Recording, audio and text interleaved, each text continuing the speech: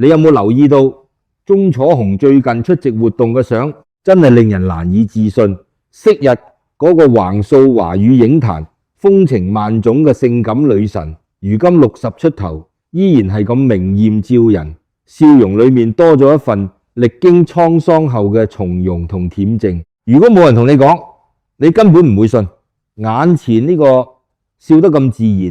然，眼角帶住歲月痕跡，但依然充滿魅力嘅女人，曾經經歷過人生最大嘅痛楚。關於佢點解喪夫之後堅持不再婚嘅傳聞，更係時不時就惹嚟無數人嘅嘆息同猜測。其實早喺佢啱啱準備參選香港小姐嗰陣時，就已經有一位世外高人算準咗佢呢一生嘅結局同埋禍福得失。呢位高人係一個隱居喺廟街嘅盲眼算命師傅。呢個師傅雖然雙眼睇唔到嘢，但係偏偏就開咗心眼。聽講佢能夠聽聲辨命，睇清一個人嘅前世今生，甚至一早就睇穿咗紅姑呢一生嘅情路。早喺佢19歲嗰年，盲師傅就已經一語道破咗佢一生嘅福禍。當時盲師傅聽完佢把聲，嘆咗口氣同佢講：你呢一生嘅名氣同財富，我已經睇見啦，你嘅絕代風華將會迷倒成個香港。但係你嘅婚姻宮有一條你點都避唔開嘅裂痕，有一樣嘢係你自己選擇要承受嘅，我攔唔住。當時嘅佢只係一個喺珠寶店做嘢準備去選美嘅後生女，根本冇諗過呢幾句睇落輕描淡寫嘅說話，日後竟然會成為佢呢一生人當中最沉重、最無法擺脫嘅一個預言。呢位盲師傅喺佢嘅命盤入面，到底窺探到咩天機呢？佢到底種落咗咩因，要承受今日孤身一人嘅果？點解佢注定一生無子，甚至喺中年就要面臨喪夫之痛？我研究易經、命理、哲學大半世人，睇過無數人嘅起起落落。今日我哋就用易經嘅角度，同大家一齊睇清楚呢位絕代佳人嘅一生，究竟說明咗一個點樣驚人嘅因果定律。想當年79年，佢去參選香港小姐，因為唔識着高踭鞋而失誤，最後只係攞到第4名。但係生活喺嗰個年代嘅香港，選美輸咗，絕對唔等於你嘅人生就完咗。佢嗰種天然雕飾、不加修飾嘅野性美，好快就吸引咗電影界嘅目光。大導演杜琪峰賞識佢，帶佢入行。80年代嘅香港影壇百花齊放，佢喺銀幕上係一個迷倒眾生嘅尤物。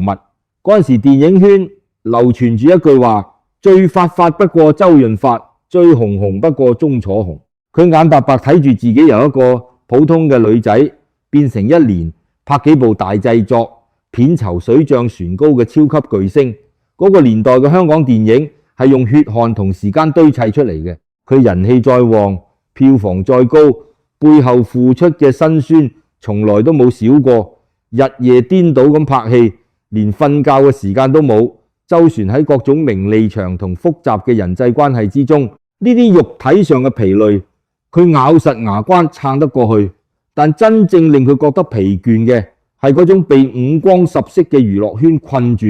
無法擁有純粹生活嘅空虛感，禍不單行。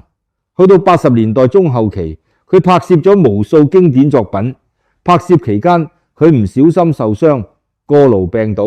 依然死忍難忍，咬實牙關拍完每一個鏡頭。每日面對住鏡頭，佢要展現最完美嘅笑容。一開始佢以為只係拍戲太辛苦，抖下撐一撐就會過，點知內心對平淡生活嘅渴望一日比一日強烈。名氣越大，佢越覺得自己失去咗靈魂嘅自由。佢開始覺得自己可能真係唔想再過呢種被萬人簇擁但係內心孤獨嘅生活啦。就喺佢最迷茫、最想過依靠嘅時候，一個男人行入咗佢嘅生命。嗰個人就係香港廣告界嘅奇才朱家鼎。當時佢半信半疑，面對無數富商公子嘅追求，佢從來都冇動過心，但偏偏對呢個文質彬彬、才華橫溢嘅廣告人情有獨鍾。據佢後來回憶講，朱家鼎最吸引佢嘅唔係身家財產，而係嗰份懂佢、包容佢嘅溫柔。當年孟師傅同佢講過，你命中注定會遇到一個才子，佢會俾你最深嘅愛，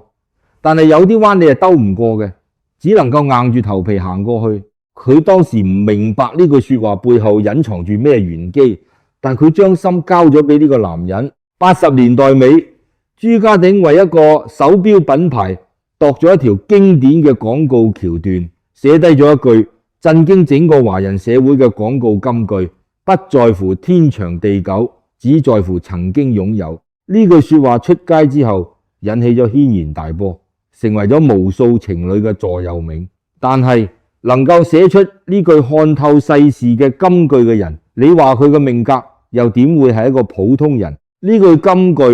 冥冥中竟然成為咗佢哋兩人婚姻最殘酷嘅判詞。愛情開花結果之後，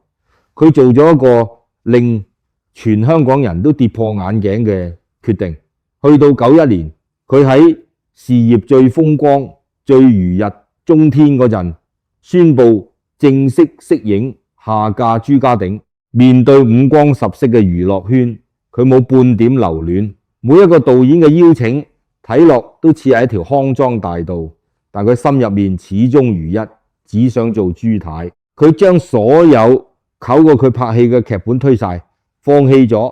可以賺到盆滿缽滿嘅機會。佢望住身邊呢個男人，心入面滿是幸福，根本冇諗過當年孟師傅嘅預言，日後會將佢推向人生最痛嘅深淵。婚後嘅生活，佢哋選擇咗做丁克一族，即係唔生小朋友。佢哋協議好要將所有嘅時間同愛都留俾對方。兩公婆周遊列國，研究攝影，品嘗紅酒。嗰陣時香港演藝圈流傳咗一句說話：紅姑係真正嫁俾咗愛情。各路傳媒都對佢哋嘅神仙眷侶生活羨慕不已。但係命運嘅齒輪往往喺你最幸福嘅時候暗中轉向。趙阿姨或者我哋講嘅孟師傅嘅預言其實仲未講完。師傅話過佢有啲彎係兜唔過嘅，只能夠行過去。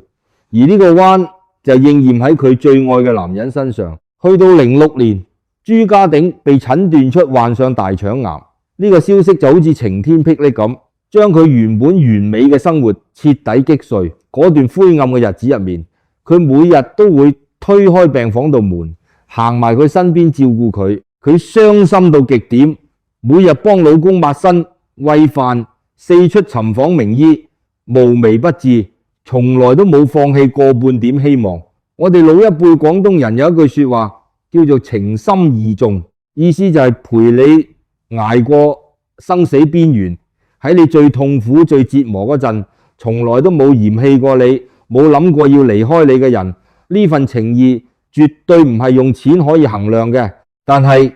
病魔始終無情。07年8月24日，朱家鼎最終敵不過癌魔，與世長辭。得知呢個噩耗嗰一刻，佢成個人嚇到呆晒，腦海一片空白。佢每日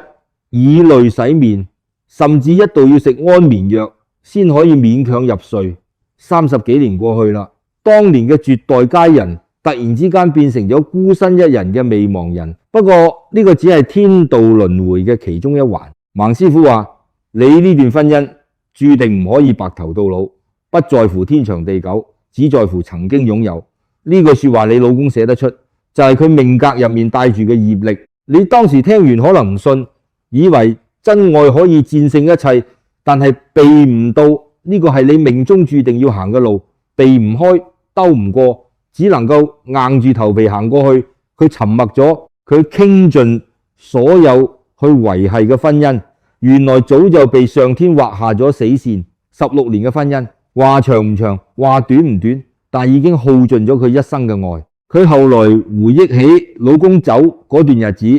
講咗一句極之痴狂嘅說話：我見到佢嘅第一眼就知道佢係我嘅一生，我已經接受咗佢嘅愛，呢份愛足夠我受用一生。我唔會再結婚，因為我心入面已經容納唔到第二個男人。嗰個時候，佢孤零零咁留喺香港嘅屋企入面，日盼夜盼等佢喺夢中出現，兩個截然不同嘅世界同時並存，極其諷刺。為咗減輕心入面嘅痛苦，佢將老公生前嘅衣物、相片通通珍藏起嚟。按理嚟講，以世俗嘅眼光，佢咁靚咁有錢，大把人排住隊想照顧佢下半生，但係佢一個人流落喺思念嘅異鄉，青春、信任、家庭嘅溫暖，呢啲傷痕永遠無法用金錢同新嘅戀情撫平。佛家有句偈語講得好透徹：菩薩為因，眾生為果。菩薩有智慧，知道種下咩因就會得咩果，所以做任何事之前都會三思，生怕種下惡因。而眾生愚痴，往往只係在乎眼前嘅利益，到惡果現前，要承受苦楚嗰陣，先識得驚，先識得後悔。佢一早知道呢段婚姻係用盡咗佢一生嘅福分，佢清楚知道個果係乜，但佢為咗愛情，依然義無反顧咁投入去。喪夫之後嘅佢喺香港實在撐唔住，無奈之下唯有靠信仰嚟支撐自己。嗰幾年佢忙住去教堂受洗，成為天主教徒，因為呢個係佢老公生前嘅信仰。佢希望透過同一個信仰，可以同喺天國嘅老公保持靈魂上嘅聯繫。咁點解佢注定今生無子呢？大家有冇發現娛樂圈入面一個好詭異嘅規律？香港叱咤風雲嘅絕代佳人，好多時都係情路坎坷或者膝下無子。易經入面有云：太極必否，物極必反。天道係好公平嘅。當一個人企到人生最高最盡嘅位置，得到咗世間最極致嘅美貌同名氣，佢個命盤入面就必然會有一個地方係吉咗出嚟，用嚟平衡天道嘅法則。上天俾咗你最圓滿最輝煌嘅成就，俾咗你一段刻骨銘心嘅愛情，就必定會喺某個你最在意嘅地方留低一個永遠填滿嘅缺口。紅姑得到咗成個亞洲嘅熱烈掌聲，得到咗幾代人嘅瘋狂愛戴，得到咗個男人毫無保留嘅愛，而佢命中嗰個缺口就係白頭偕老，就係子時。呢個係第一個命理規律，得到嘅美貌同愛越極致，個缺口就挖得越深。當然凡事冇絕對，呢個只係命運嘅其中一個誘因，但係仲有第二個規律，同樣殘酷得令人心寒。大家仲記唔記得嗰句金句？不在乎天長地久，只在乎曾經擁有。民間智慧早有定論，言為心聲，語帶玄機。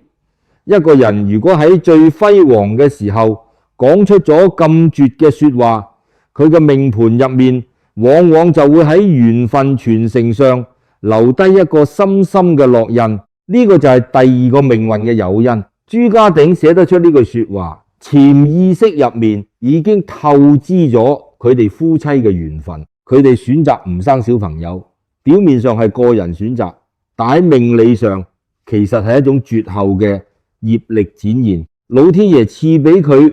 傾國傾城嘅美貌，但偏偏就係唔肯俾佢一段平凡人可以白頭到老嘅婚姻。喺中國幾千年根深蒂固嘅傳統觀念入面，一個女人最大嘅心願往往就係可以同老公兒孫滿堂，但佢由始至終都堅持自己嘅選擇。有一次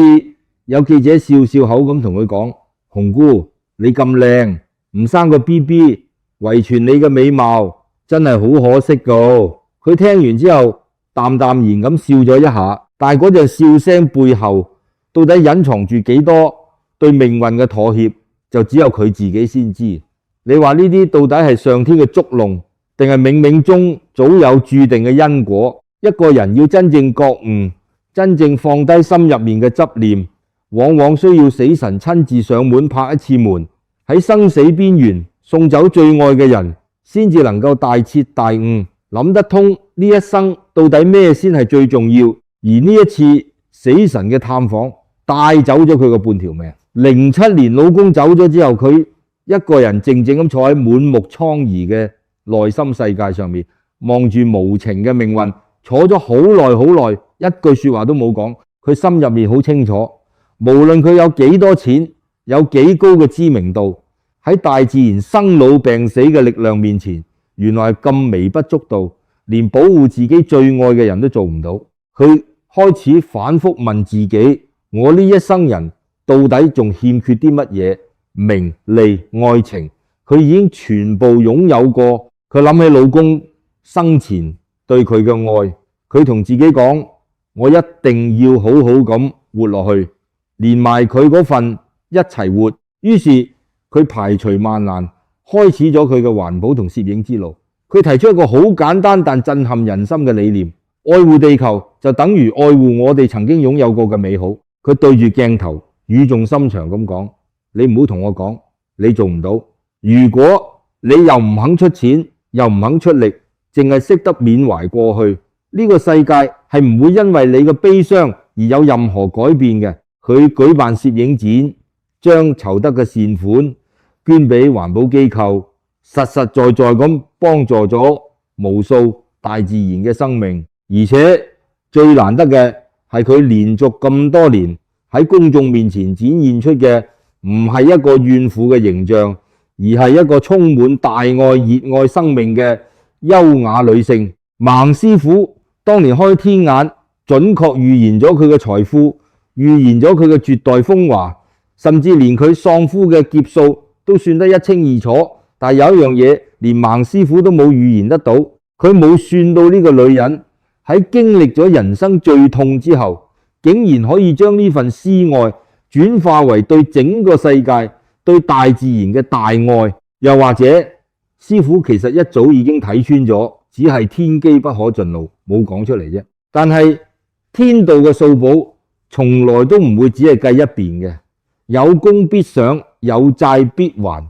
前幾年佢突然喺一段短片入面現身，片入面嘅佢頭髮雖然冇染到烏黑，但精神飽滿，甚至仲跟住音樂嘅節奏喺度行山律動，嗰種充滿活力嘅狀態，完全唔似一個已經60幾歲獨居多年嘅老人家。呢個極大嘅反差，即刻喺網絡上引起咗網民嘅熱烈議論，議論慢慢發酵，變成咗好多人對佢嘅敬佩。有人信誓旦旦咁講，佢其實係暗中去咗整容，仲話佢打咗天價嘅神秘幹細胞，所以先會保養得咁好。網絡謠言越傳越離譜，面對排山倒海嘅留言，佢做咗一件令所有人意想不到嘅事。佢接受傳媒專訪，一針見血咁回應：我從來都冇整過容，做咩無端端要去打針？佢話風一轉，發揮幽默感，咁嘲諷嗰啲造謠者：你哋話我打針，想象力未免太過貧乏啦。既然要作，點解唔作得誇張啲？話我食咗長生不老藥，咁咪仲巴閉？全場記者聽完都忍唔住大笑。但係佢跟住落嚟講嘅一番話，令到原本鬧哄哄嘅現場瞬間安靜到連跌條針落地下都聽得見。佢收起笑容，語氣沉重咁講：你哋隨口口話我唔肯接受老去，你有冇諗過老去其實係一件好自然嘅事？呢種做法對大自然嘅規律極之唔道德、唔尊重。每一條皺紋都係歲月賜俾我嘅禮物。佢講呢番話嗰陣，眼神充滿智慧，冇半點做作。認識佢嘅人都好明白，經歷過生死劫難嘅佢，一早已經將世俗嘅外貌睇得通通透透，又點會為咗苟延殘喘嘅青春而去做出破壞自然嘅事？但係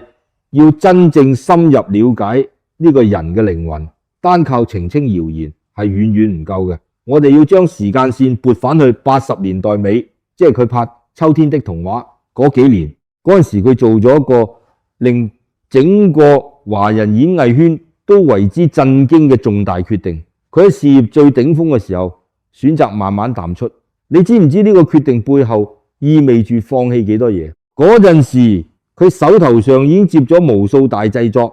排晒期等佢開工。以佢當時嘅超高片酬嚟計，佢一個人嘅身價已經係天文數字。但佢為咗愛情，將呢幾部戲全部推晒。外界保守估計，佢呢一個息影嘅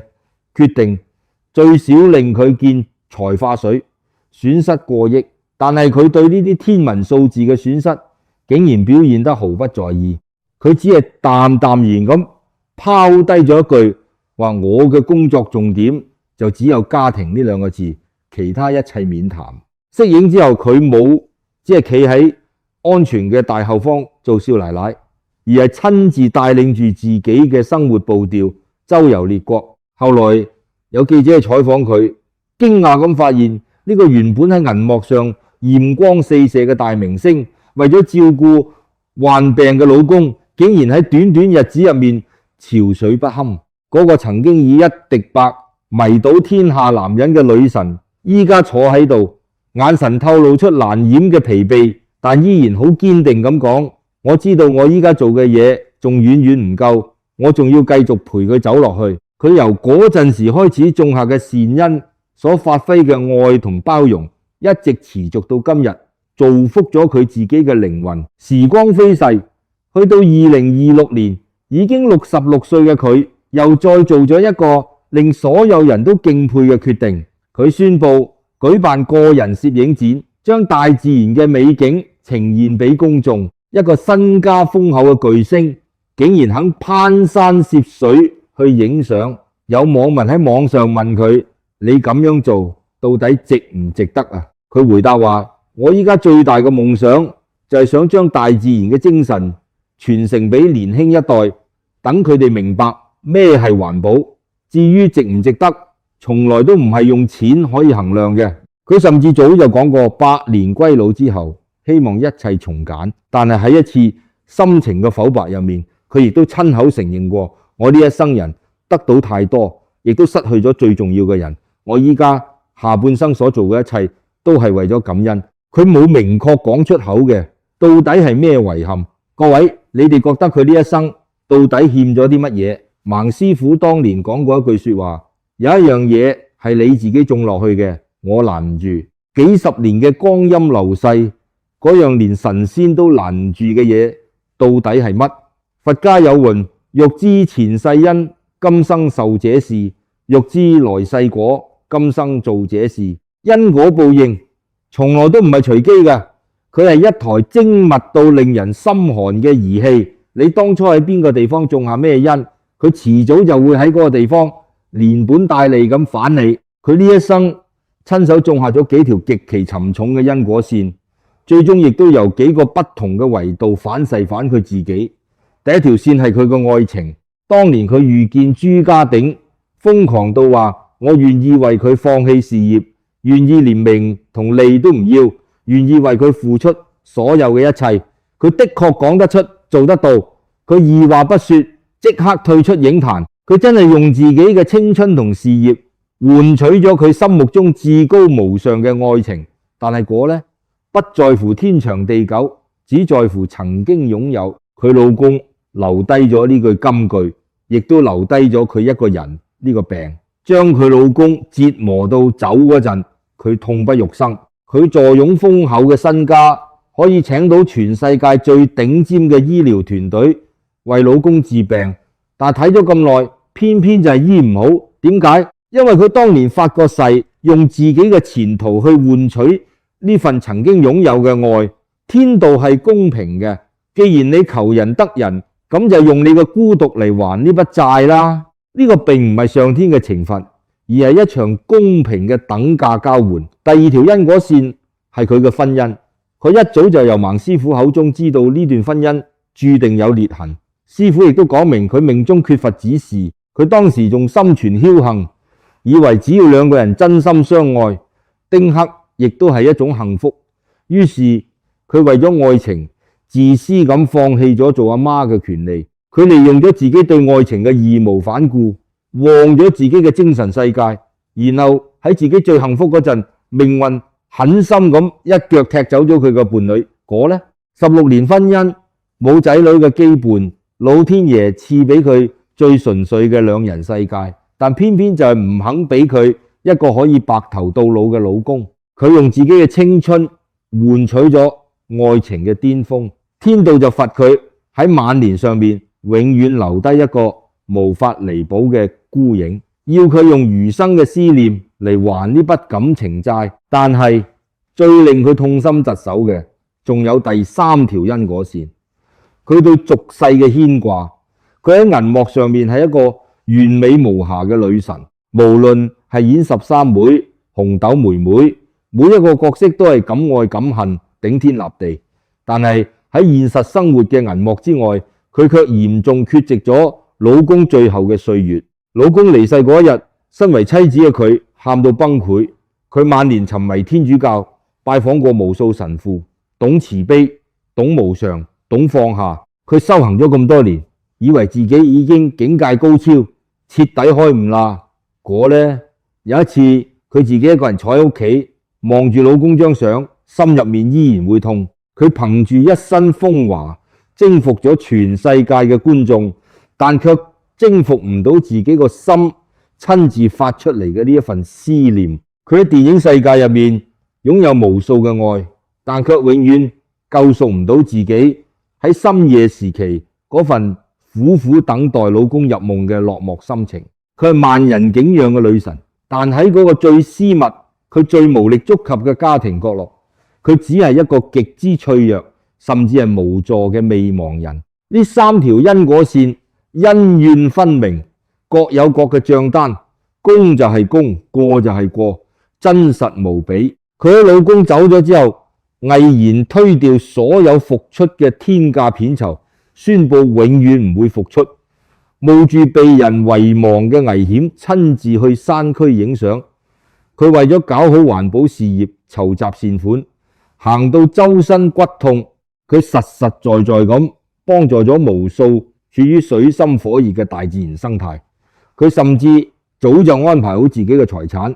宣布百年歸老之後，大部分財產會捐出做慈善。功係功，業係業，天道嘅算盤從來都唔會將兩者混淆。易經入面嘅觀卦有云：亢龍有悔，意思就係話飛得太高嘅龍往往只係識得向前進，而唔識得急流勇退，只係識得不斷去爭取、去佔有，而唔識得適時去捨棄。但係紅姑做得到，佢識得捨棄。佢前半生用盡心機同汗水，知道點樣去征服整個影壇，爬上權力同財富嘅頂峰。但佢亦都要用漫長嘅後半生，用盡一生嘅傷痛同思念，先至慢慢學識點樣去守護身邊最近最應該愛嘅大自然。盲師傅當年講得好啱，有一樣嘢係你自己選擇嘅，我攔唔住，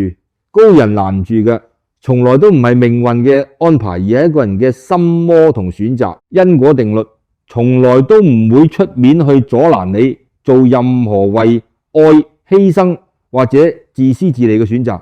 佢只會喺時間成熟嗰陣，將你當年選擇所產生嘅結果一分不少，極度精準咁連本帶利還返俾你。各位請記住，因果從來唔攔你嘅選擇，佢只係把你選擇嘅結果一分不少咁精準地還給你。回顧佢呢一生跌跌撞撞，到底走到咗一個咩境界？易經入面有一個好特別嘅卦，叫做既濟卦。既濟嘅字面意思就係已經成功渡過咗大河，萬事俱備，陰陽調和，各歸其位。睇落去係一個最完美、最圓滿嘅終極狀態。但係充滿辯證智慧嘅易經，偏偏喺既濟卦嘅最後留低咗一句令人背脊發涼嘅柔詞：初吉中亂。意思就係開始嘅時候係吉祥如意嘅，但係當你以為行到去終點大功告成嗰陣，反而會係另一個大混亂嘅開始。點解會咁？因為當一個人覺得自己已經到達咗既濟嘅完美狀態，心態上往往就會鬆懈落嚟，以為自己已經成功渡河，以為一切都已經搞掂，以為從此可以高枕無憂咁同老公白頭到老。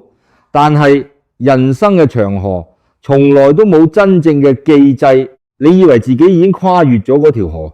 但其實嗰條河依然喺度靜靜咁流淌，隨時會捲起暗湧。佢20歲拍電影一戰成名，紅遍神州；30歲拍《秋天的童話》，性感女神嘅形象征服整個亞洲。31歲嫁入豪門，連無數富商都要對佢折腰。佢當年真係企咗喺整個人生嘅既濟之境，意氣風發。佢以為自己已經成功渡過咗人生所有嘅難關，但係嗰條名為業障嘅河仲喺度等緊佢。嗰條河叫做情劫，嗰條河叫做對孤獨嘅恐懼，嗰條河叫做佢個心入面一直好清楚，但卻因為執念而一直放唔低嘅嗰份承諾。易經係詞傳入面講得好通透，善不積，不足以成名；惡不積，不足以滅身。一個人嘅深厚功德，絕對唔係靠做一日半日好人就可以種下嘅。同樣道理，一個人嘅業障同惡果，亦都唔係一日之內就可以累積而成。佢係由你每一日嘅每一個微小選擇，每一個清晨嘅每一個細微念頭，一點一滴咁疊加累積起嚟嘅。佢當年每一次選擇為咗拍拖而放棄工作，就係種下一個微小嘅因。佢每一次選擇留喺屋企日夜顛倒咁陪老公，而唔係抽時間去社交，就係種下一個因。佢每一次捐大錢，喺高深嘅天主教經典入面尋找人生嘅終極答案，卻從來冇踎低身去面對自己內心最深處嘅孤獨，亦都係一個因。呢啲因單獨拎出嚟睇，冇一個係殺人放火嘅大奸大惡，但正正因為咁，先至係最可怕嘅地方。因為人對於大奸大惡會有警覺心，唔敢輕易越雷池半步。但係呢種細微嘅日常生活中嘅執住，呢種我以為自己已經為頭家付出所有做得夠好嘅自以為是，最容易令人喺不知不覺之間將業障越積越厚，最後積成一座壓死自己嘅大山。各位朋友聽到呢度，你有冇靜低心嚟諗過你自己呢一生人到底欠咗邊個一句仲未講出口嘅說話？可能唔係咩驚天動地嘅大事，就只係嗰種你一直擺喺心底入面，覺得哎呀遲啲先講啦，以後大把時間嘅說話。但係我想同你講，時間係最無情嘅，佢係唔會停低腳步等任何人嘅。佢後來喺一次心情剖白入面講過，我呢一生人得到老公全部嘅愛，我已經好滿足，我依家要為佢活得更好。佢講呢句說話嗰陣，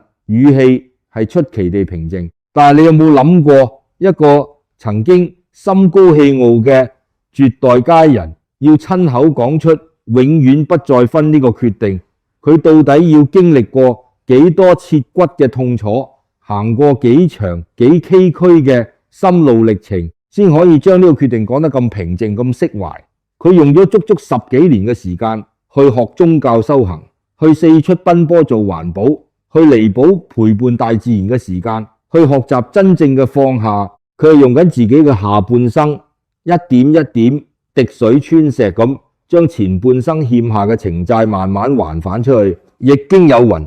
損之又損，以至於無為。一個人喺世間上真正嘅成熟同成長，從來都唔係不斷咁做加法，不斷去追求更多嘅財富、更高嘅名譽、新嘅戀情，而係要學識做加法，減掉心入面嗰份無謂嘅執念，減掉嗰份因為世俗成就而衍生嘅驕傲。最重要嘅係減掉嗰個成日覺得自己必須要有伴侶先可以生存嘅自以為是。佢用咗整整半世人嘅時間，經歷過生死病痛、親人嘅離去，先至慢慢學識將身上嗰啲多餘嘅光環同慾望減掉。雖然佢到依家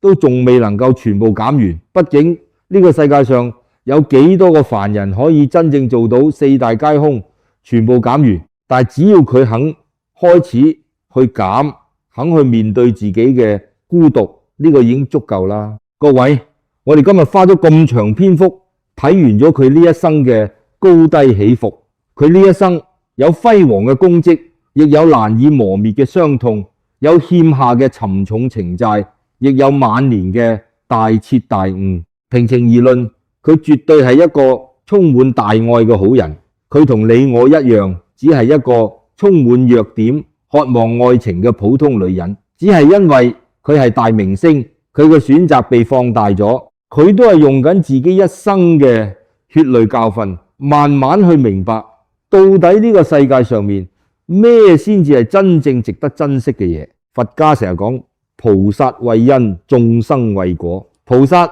喺種下任何一個因之前，就已經憑住智慧預示到將來會結出咩惡果，所以佢哋行事極之謹慎，絕對唔敢輕易種下任何壞嘅因。但係我哋絕大多數嘅凡夫俗子都係屬於愚痴嘅眾生，我哋永遠都係要等到惡果降臨喺自己身上，痛到入心入肺嗰陣，先至識得驚，先至識得後悔。所以我希望大家睇完今日呢條片之後，可以有所啟發。由今日開始，我哋去種下一個好嘅因，唔應該只係因為害怕將來會遭受惡果嘅報應，而係因為你身邊一直默默支持你嘅親人朋友，佢哋絕對值得你為佢哋種下一個善良嘅因。呢個世界到頭來真正屬於你嘅唔係銀行戶口入面嗰堆數字。佢早就講過，百年歸老之後，希望一切財產用作行善，一蚊都唔帶走，亦都唔係外界賦予你嘅虛名。佢自嘲過，喺大自然面前，你算老幾？你根本咩都唔係，更加唔係你以為可以用錢買得返嘅青春美貌。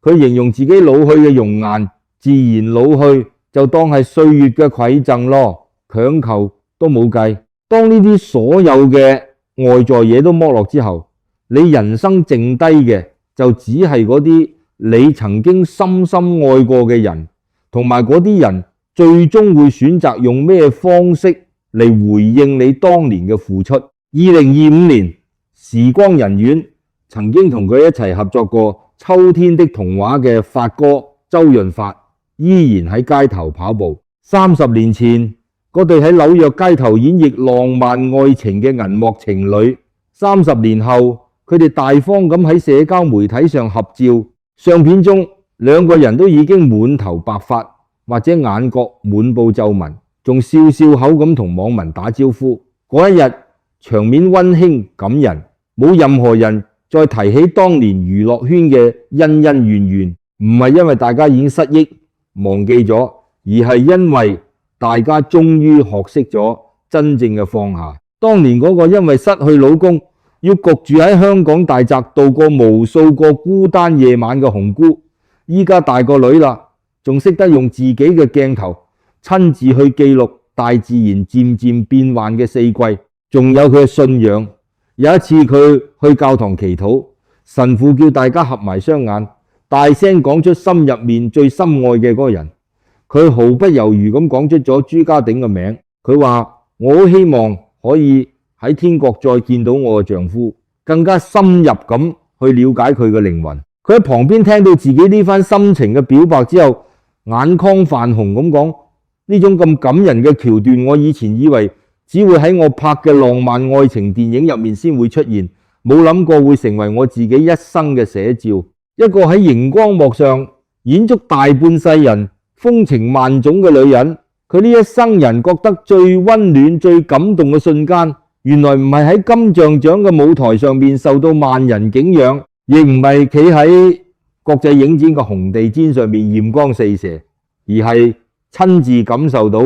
自己對亡夫嗰份永恆嘅愛。各位，呢位絕代佳人嘅中年，無可否認存在住一個巨大嘅感情缺口，而嗰個缺口正正就係命運同執念一手造成嘅。但係令人欣慰嘅係，佢經歷咗喪夫之痛之後，並冇選擇用怨恨去報復呢個世界，佢選擇咗用寬容同大愛去擁抱一個曾經奪走佢最愛嘅大自然。因果嘅齒輪轉到最後，原來並唔一定只有血淋淋嘅懲罰同報應，佢亦都可以化作一股原諒同救贖嘅力量。翻去睇孟師傅當年嗰句說話，有一樣嘢我攔住，嗰樣連半仙都攔唔住嘅嘢，原來唔係肉體上嘅病痛，唔係命中注定嘅無子斷後，亦唔係命格上面一早寫好晒嘅窮通禍福。佢真正攔唔住嘅係難以觸摸嘅人心，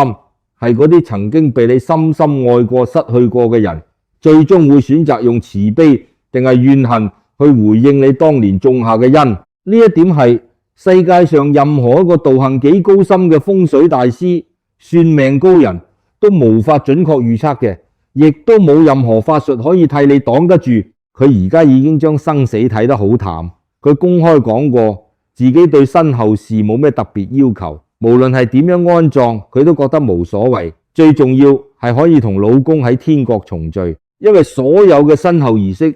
做場大龍鳳都只不過係做俾生勾勾嘅活人睇嘅啫。佢依家最在意嘅係趁住自己仲行得走得嘅時候，將心入面想影嘅風景、想幫助嘅環保事業清清楚楚咁做好佢。一個人用盡自己半生嘅光陰去學習點樣放下名利，但去到人生最後一程，往往最放唔低嘅已經唔再係當初苦苦追求嘅功名利祿，亦唔係銀行戶口入面嘅天文數字，而係嗰啲佢曾經深愛過嘅人，到底有冇喺天國等緊佢？睇到呢度，大家不妨靜心諗一諗，你身邊有冇一個咁樣被你忽略或者深愛緊嘅人？又或者你自己心入面有冇一句道歉、一句多謝，或者一句我愛你，遲遲都仲未鼓起勇氣，未嚟得及同對方講出口？如果今日呢一集節目，呢個充滿血肉同眼淚嘅真實故事，能夠觸動到你心入面嘅某個角落，令你有所感觸嘅話，我懇請你喺下面嘅留言區打低4個字：因果不虛。等你嘅留言可以令到更加多嘅有緣人睇到呢個故事，亦都當係提醒自己、提醒大家，趁一切都仲嚟得及嘅時候，善待身邊愛你嘅人，因為善待佢哋其實就等於為自己種下一個善因，善待自己將來嘅晚年。我哋下集節目再同大家慢慢傾。